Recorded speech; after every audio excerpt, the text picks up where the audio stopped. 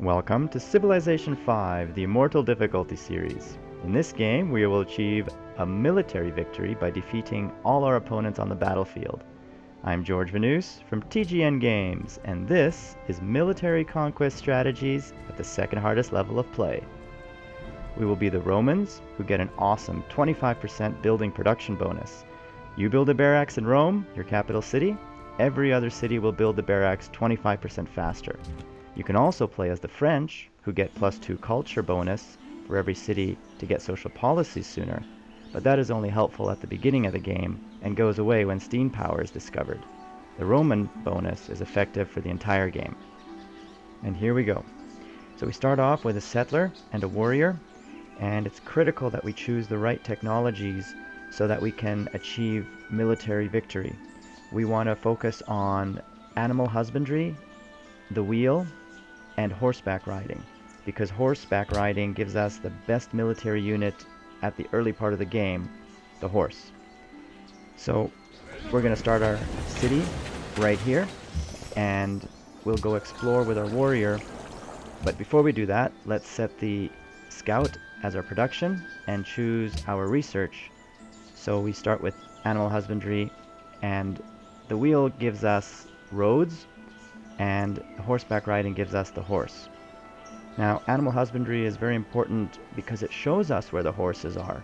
So we'll need to adjust our cities when we see where the horse resources are. Hopefully we'll get lucky and get some near our city.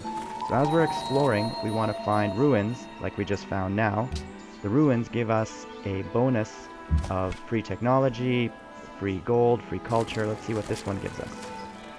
This one gave us culture. That's actually the best possible bonus we could have gotten because it lets us set our social policy right now. Now there's several choices between honor, liberty, and tradition. I'm going to choose tradition because it gives us an extra food in our capital city. Now at the very beginning of the game, that is critical because we can now get 3 food instead of 2, and that'll help us grow to size 2 faster. It'll help us build our settler faster, and any kind of speed bonuses that you can get at the beginning of the game are going to help us win the Immortal level. Now let's look at our empire 40 turns later. So you can see Rome and our 3 other cities. Don't get more than 3 cities because you'll get too much unhappiness. The 3 cities is the magic number at the early part of the game.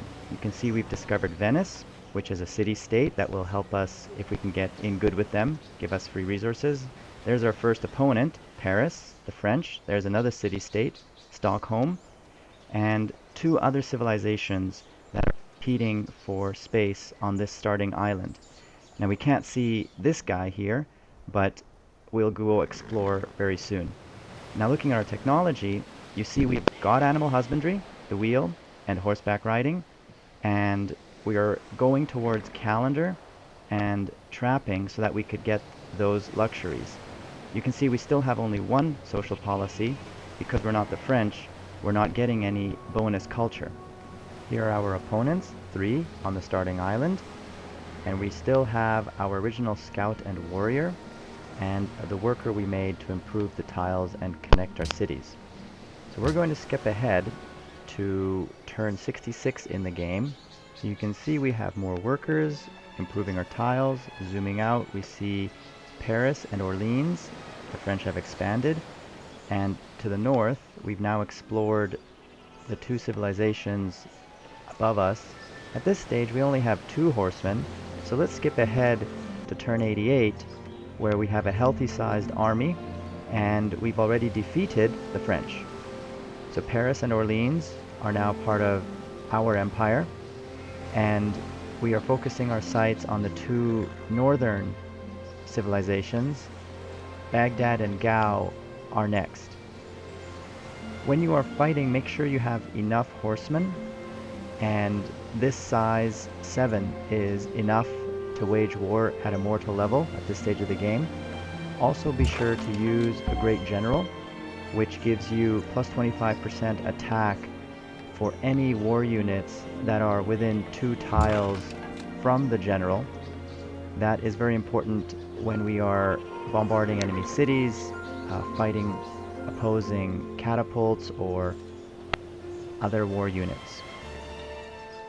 So let's skip ahead to turn 108, where we've conquered almost everybody.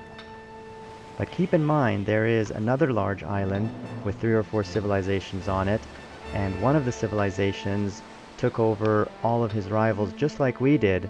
So we have an opponent that's probably stronger than us because of the bonuses that the computer gets at Immortal difficulty, and we have to be very quick at continuing the attack to cross the water and find the opponent.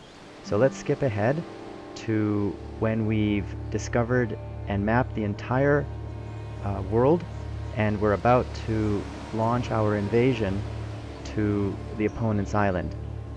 Now, there are no troop transports in Civilization 5.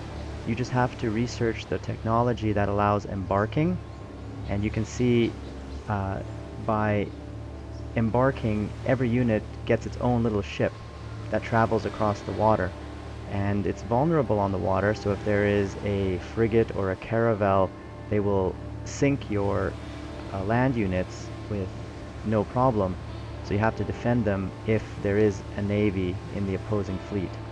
Now you can see the world map. Those are the 2 main islands, and we have D-Day. This is our invasion fleet of riflemen launching on the enemy's shore right now. Riflemen are the equivalent of horses in the middle of the game, and they're the best bang for your buck. So this is George from TGN Games. We will show you the results of this battle next time. See you then.